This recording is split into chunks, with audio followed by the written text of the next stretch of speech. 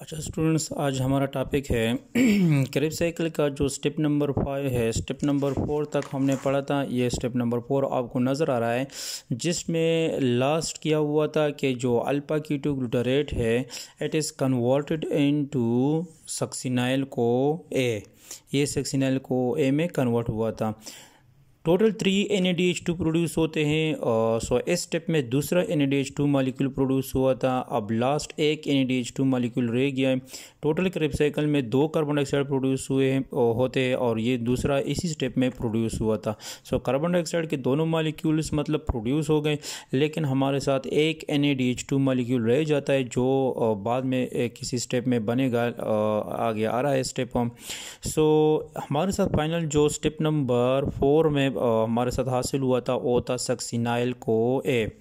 सो आज हमारा जो 5th स्टेप है, स्टेप नंबर 5 जो हमारा है क्रेब साइकिल का स्टेप नंबर 5 या सिट्रिक एसिड साइकिल या ट्राई कार्बोक्सिलिक एसिड साइकिल का जो स्टेप नंबर 5 है। सो स्टेप नंबर 5 क्या है कि conversion of succinyl co A into succinic acid या into succinate. So step number 5 हमारे पास कौन सा है? Conversion of succinyl co A into succinate या succinic acid because succinate is also called succinic acid. So इस स्टेप में क्या होता है हमारे पास? इस स्टेप में होता ये है कि जो सक्सिनाइल को ए है, दी succinyl co A the succinyl CoA will be converted into, जो succinyl CoA है ये कन्वर्ट हो जाएगा। succinyl CoA is converted into succinate।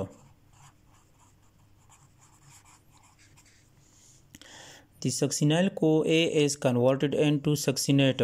Now during this reaction इसमें आपको 1-2 पॉइंट्स याद रखनी चाहिए। सबसे पहले आपको इसमें एंजाइम याद रखनी चाहिए कि कौन सा एंजाइम है जो इस एंजाइम के जो इस रिएक्शन के अंदर यूज़ होता है। So the enzyme used in this reaction is succinic thiokinase.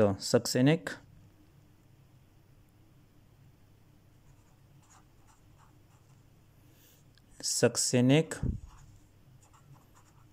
Thiokinase. So this enzyme is used in this reaction. Succinic thiokinase enzyme is used in this reaction, and this enzyme succinic thiokinase, this is also called, और इसका जो दूसरा नाम है succinic thiokinase का, so इसको succinyl CoA, this enzyme is also called succinyl CoA synthetase enzyme भी इसको कहते हैं। Succinyl co A synthetase enzyme भी इसको कहते हैं। और ये इसको क्यों कहते हैं? Because of its reversible reaction, क्योंकि ये वापस सक्सिनिक एसिड या सक्सिनेट से सक्सिनाइल को ए की सिंथेसिस करता है। So this enzyme is called succinic thiokinase और this enzyme is also called succinyl co A synthetase enzyme भी इसको कहते हैं। सो पहला पॉइंट तो हमारा ये क्लियर हो गया। इसमें पॉइंट नंबर 1 कि जब सक्सिनाइल को ए कन्वर्ट हो जाता है सक्सिनेट में in this step number 5 of Krebs cycle, so कौन सा एंजाइम इसके अंदर यूज होता है? So the enzyme used in this reaction is succinic thiokinase या succinyl co A synthetase enzyme जो के हैं यूज होता है। यानी दोनों नाम इसके हैं। इसको सक्सिनाइल को ए सिंथेटेज क्यों कहते हैं? Because of its reversible reactions. So दूसरा पॉइंट जो कि है, इसमें दूसरी बात ये है कि इस दौरान इस रिएक्शन के अंदर एक फॉस्फेट जो कि है इस रिएक्शन के अंदर हिस्सा लेगा, यानी एक फॉस्फेट इसके अंदर आएगा।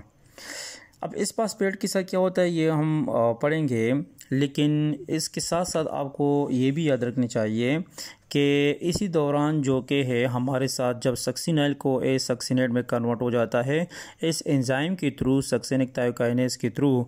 सो को ए जो कि है इस रिएक्शन से को ए जो कि रिमूव हो जाता है। So co A will be removed, CoA, and phosphate will be entered into the reactions। और ये क्या करते हैं अभी हम डिस्कस करते हैं। सो क्या होता है कि ये जो फॉस्फेट रिएक्शन के अंदर आता है, जो इनऑर्गेनिक फॉस्फेट आता है इस रिएक्शन के अंदर और इस रिएक्शन के अंदर हिस्सा लेता है, ये इनऑर्गेनिक फॉस्फेट जो कि है this inorganic phosphate will reacts with the guanosine diphosphate, यानी जीडीपी के साथ रिएक्शन करेगा और जीडीपी को कन्वर्ट करेगा गुआनोसिन ट्राइफॉस्फेट में, जीटीपी में कन्वर्ट करेगा। सो यहाँ पर मैं रिएक्शन लिखता हूँ कि किस तरह ये कन्वर्ट हो जाता है। यानी यहाँ पर हमारे साथ क्या होगा, GDP होगा, GDP। सो इस दौरान क्या होता है कि GDP जो कि है इसके साथ ये फॉस्फेट मिलकर GDP को कन्वर्ट करेगा GTP में। ये इनऑर्गेनिक फॉस्फेट जो कि है ये यहाँ पर हिस्सा लेगा, यानी this inorganic phosphate comes into the reactions, this inorganic phosphates take part in this reaction।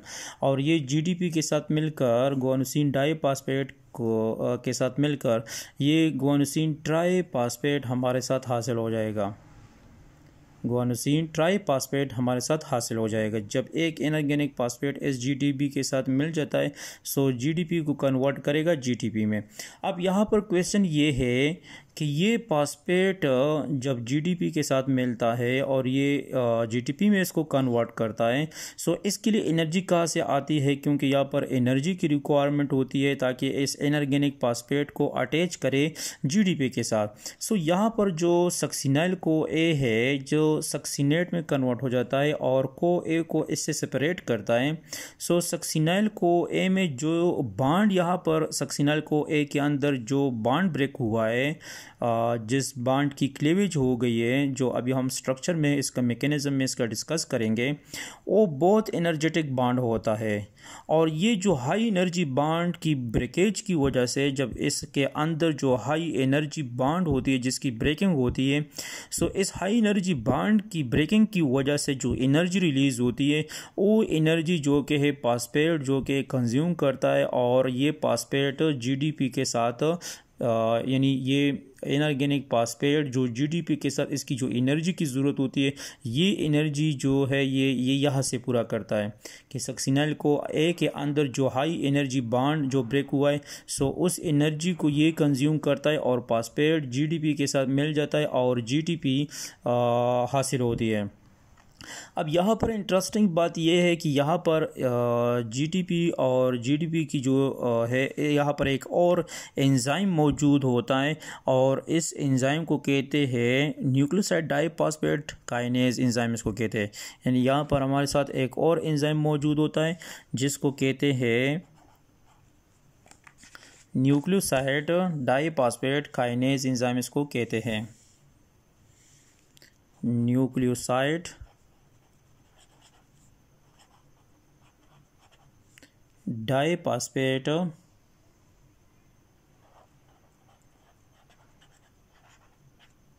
Nucleoside diphosphate kinase enzyme.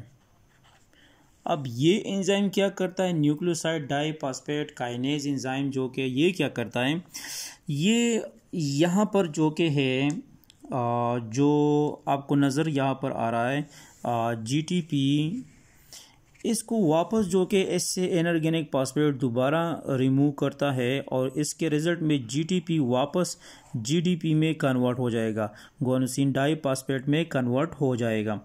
इस दौरान जब ये जीटीपी जीडीपी में कन्वर्ट होता है तो इससे दोबारा एक फॉस्फेट निकल जाएगा, यानी एक फॉस्फेट इससे वापस रिमूव हो गया, जीटीपी से दोबारा एक फॉस्फेट रिमूव हो गया, as a result GTP convert हो गया जीडीपी में। ये जो फॉस्फेट है यहाँ पर इसको एडीपी बेटा होता है, एडीपी तैयार होता है ताकि ये इस इनऑर्गेनिक फॉस्फेट को हासिल करें, और ये एडीपी जो कि है this will convert into ATP में कन्वर्ट हो जाएगा, यानी एडीपी कन्वर्ट हो जाएगा एटीपी में, एडेनोसिन ट्राईफॉस्फेट में कन्वर्ट हो जाएगा। सो हमारे साथ जो कि है एटीपी हासिल हो जाएगा। सो यहाँ पर अगर आप देखें इस रिएक्शन को मैं यहाँ पर इस तरह भी लिख सकता हूँ कि जो जीडीपी है और एटीपी जो कि दोनों जो कि है आपस में, यानी जीटीपी प्लस एडीपी, ये दोनों जो के है रिवर्सिबल होते हैं, और जीटीपी यहाँ पर जीटीपी से एक फॉस्फेट ग्रुप रिमूव हो जाएगा, एज अ रिजल्ट ये फॉस्फेट ईडीपी के साथ कंबाइन हो जाएगा। सो जीटीपी कन्वर्ट हो जाएगा जीडीपी में, गोनोसिन डाईफॉस्फेट में, और जब ये फॉस्फेट इससे रिमूव होकर इस एडीपी के साथ मिलता है सो ये कन्वर्ट हो जाएगा एटीपी में। वो अगेन आई रिपीट, यहाँ पर मैं दोबारा रिपीट करता हूँ, ये जो पूरा रिएक्शन आपको नज़र आ रहा है, ये जो पूरा रिएक्शन आपको नज़र आ रहा है ये रिवर्सिबल रिएक्शन है। This is the reversible reaction. इस रिएक्शन के अंदर क्या होता है कि जो गोनोसिन ट्राईफॉस्फेट है, जीटीपी है, ये एक फॉस्फेट को इससे रिमूव हो जाता है, and this phosphate will attach या react with ADP. So as a result क्या हो जाएगा, जब यहाँ पर ये प्रोसेस होता है तो प्रोडक्ट में क्या हासिल होगा कि जीटीपी से जब फॉस्फेट रिमूव हो जाता है सो गुआनोसिन ट्राईफॉस्फेट कन्वर्ट हो जाएगा गुआनोसिन डाईफॉस्फेट में, ये आपको नज़र आ रहा है। यानी जीटीपी से जब फॉस्फेट निकल गया, जीटीपी कन्वर्ट हो गया जीडीपी में, गुआनोसिन डाईफॉस्फेट में कन्वर्ट हो गया। यही फॉस्फेट जब यहाँ पर एडीपी ने, एडेनोसिन डाईफॉस्फेट ने यहाँ पर लिया, सो एडीपी कन्वर्ट हो गया, यहाँ पर आपको नज़र आ रहा है ये कन्वर्ट हो गया एटीपी में, एडेनोसिन ट्राईफॉस्फेट में कन्वर्ट हो गया। अब यहाँ पर ये रिएक्शन दोबारा रिवर्सिबल है।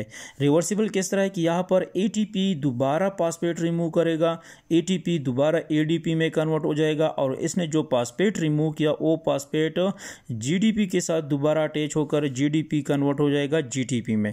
मतलब ये दोनों रिएक्शन जो कि ये रिवर्सिबल रिएक्शन है। और इसको कौन कॉज करता है? This reaction is caused by nucleoside diphosphate kinase, nucleoside diphosphate kinase enzyme की वजह से ये रिएक्शन होता है। सो फाइनली हमारे साथ रिएक्शन में अगर हम देखें तो रिएक्शन के अंदर जो कि सक्सिनाइल को ए और एक inorganic phosphate and GTP as used, यानी एज अ होल अगर हम यहाँ पर रिएक्शन लिखते हैं सो रिएक्शन किस तरह लिखेंगे? रिएक्शन इस तरह लिखते हैं कि एक हमारे साथ सक्सिनाइल को ए प्लस एक इनऑर्गेनिक फॉस्फेट प्लस जीडीपी जो कि है ये हमारे साथ यहाँ पर मतलब एज अ रिएक्टेंट के तौर पर यूज़ हुआ, और हमारे साथ जो प्रोडक्ट हासिल होता है इससे, सो प्रोडक्ट्स में क्या हासिल होगा कि succinyl co A is converted into succinate plus ये इनऑर्गेनिक फॉस्फेट जीटीपी के साथ मिलकर जीटीपी तैयार करेगा, फिर जीटीपी से वही फॉस्फेट दोबारा रिमूव हो जाएगा, दोबारा वो जीडीपी में कन्वर्ट हो जाएगा, और वो जो फॉस्फेट जीटीपी से रिमूव वो एडीपी के साथ मिलकर एटीपी तैयार करेगा। सो ये पर हम लिखेंगे कि एटीपी हमारे साथ हासिल होता है, प्लस को ए जो कि है रिलीज़ हो जाएगा यहाँ पर। यानी रिएक्टेंट में हम ये चीज़ें लिखते हैं कि succinyl co A plus inorganic phosphate and GDP reacts and it makes succinate ATP and co A released. सो ये स्टेप में हमारे साथ क्या हो गया कि एटीपी जो कि है इसकी फॉर्मेशन हो गई, एटीपी हमारे साथ बन गया इसमें। सो ये पूरा रिएक्शन था। अब हम इस रिएक्शन की थोड़े से ये यहाँ पर मैंने आपको एक चीज़ ये बताया था कि पॉइंट टू बी नोटेड के फर्स्ट पॉइंट कि इसमें जो एंजाइम यूज़ होता है वो सक्सिनिक थायोकाइनेज या succinyl co A synthetase enzyme use होता है। दूसरी बात कौन सी थी कि दूसरी बात ये थी हमारी जो यहाँ पर मैंने एक्सप्लेन किया कि दूसरी बात ये थी कि जीडीपी इनऑर्गेनिक फॉस्फेट इसके साथ मिल जाएगा क्योंकि एनर्जी की वजह से एनर्जी कहाँ से आ गई कि सक्सिनाइल को ए के अंदर हाई एनर्जी बॉन्ड ब्रेक हो गया and GDP converted into GTP. फिर क्या होता है जीटीपी जो कि ये दोबारा फॉस्फेट रिमूव करेगा, दोबारा ये जीडीपी में कन्वर्ट हो जाएगा और जो फॉस्फेट रिमूव हो गया ये एडीपी गेन करेगा। As a result ADP adenosine diphosphate convert हो जाएगा एडेनोसिन ट्राइफॉस्फेट में। ये जो रिएक्शन है ये मैंने आपको यहाँ पर एक्सप्लेन किया कि ये रिवर्सिबल रिएक्शन होता है जो enzyme nucleoside diphosphate kinase enzyme जो कि इसको काज करता है।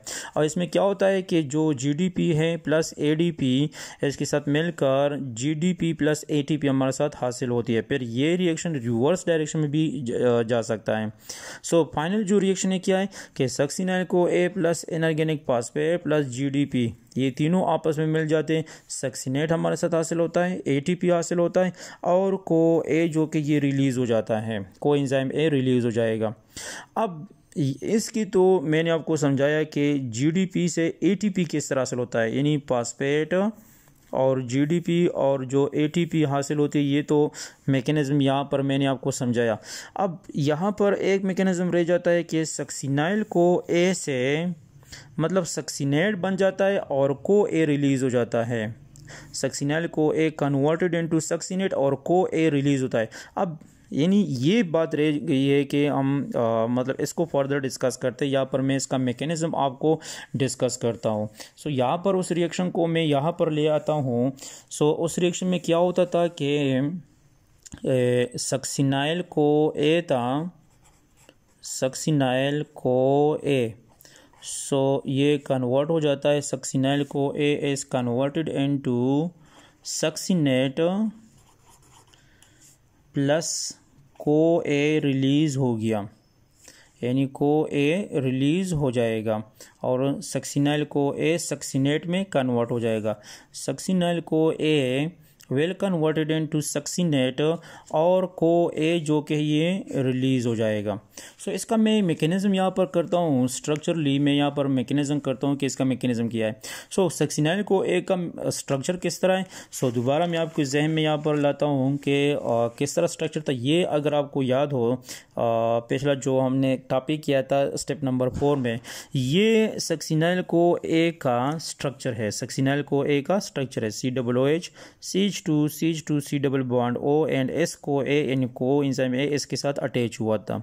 ये जो सक्सिनाइल को ए का स्ट्रक्चर है जो स्टेप नंबर 4 में हासिल हुआ था, मैं इसको यहाँ पर शिफ्ट करता हूँ और यहाँ पर हम इसको प्रोसीड करेंगे। This is the structure of succinyl co A.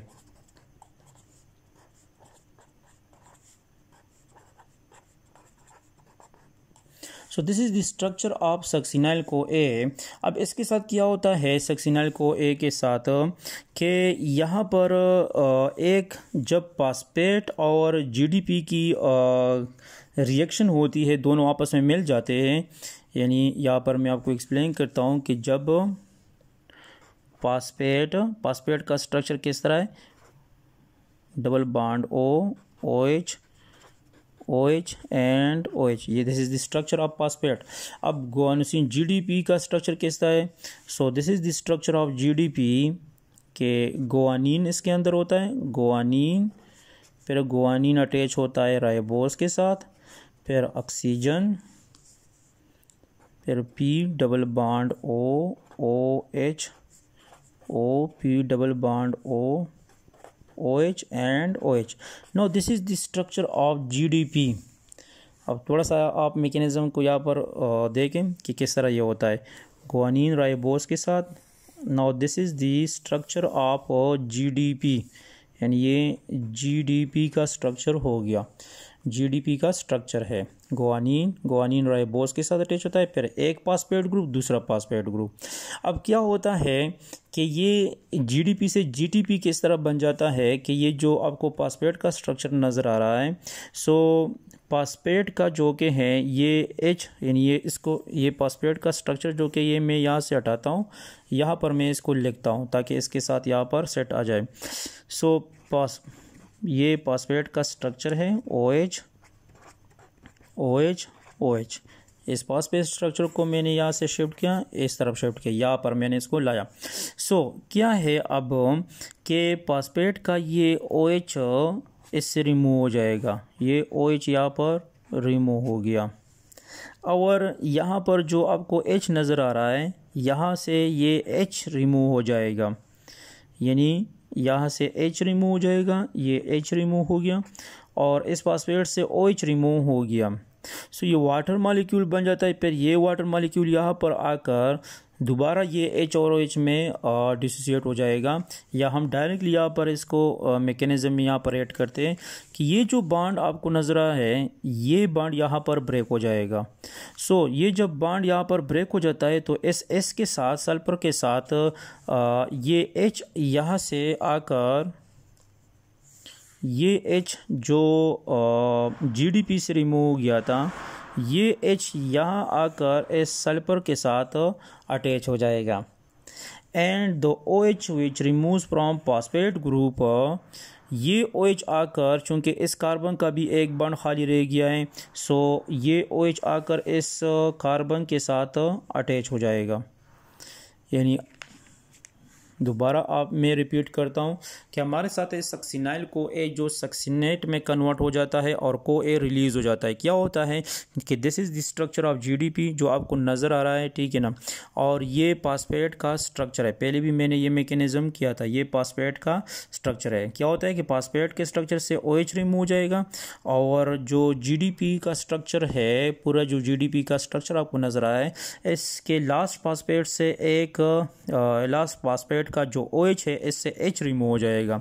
No this H welcomes, और जो यहाँ पर बॉन्ड ब्रेक हुआ है जो आपको नज़र आ रहा है, ये H आकर, चूँकि इस सल्फर का एक बॉन्ड खाली रह गया है, क्योंकि बॉन्ड तो इस सल्फर और कार्बन के दरमियान ब्रेक हुआ है, सो ये H आकर इस सल्फर के साथ अटैच हो जाएगा। एज अ रिजल्ट ये क्या बन जाएगा, ये यहाँ पर मैं लिखता हूँ को ए सल्फर, और सल्फर के साथ ये H भी अटैच हो जाएगा, यानी co A. This is the structure of co A, यानी ये को ए जो कि है इससे सेपरेट हो गया, को एंजाइम ए सेपरेट हो गया। अब ये तो सेपरेट हो गया, लेकिन इस कार्बन का भी एक खाली बॉन्ड रह गया था। सो इसके साथ ये जो सिंगल बॉन्ड जो यहाँ से ब्रेक हुआ है, ये बॉन्ड जो कि इसके साथ OH बनाएगा, यानी हाइड्रोक्सिल ग्रुप आकर यहाँ पर इस कार्बन के साथ अटैच हो जाएगा। जब हाइड्रोक्सिल ग्रुप यहाँ पर अटैच हो जाता है, सो ये स्ट्रक्चर फिर किस तरह बन जाए, सारा स्ट्रक्चर अपनी जगह पर आ जाएगा। COOH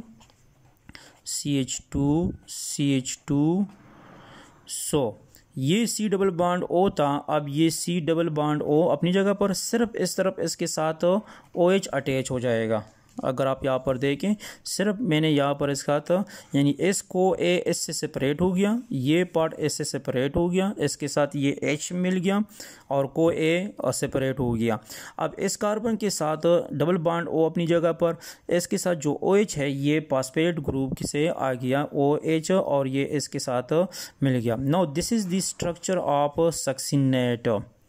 अब इसको हम इस तरह भी लिख सकते हैं, मतलब COOH CH2 C double bond, इसको इस तरह भी लिख सकते हैं COOH, फिर 2 CH2 ग्रुप और फिर COOH, यानी इसको हम इस तरह भी लिख सकते हैं।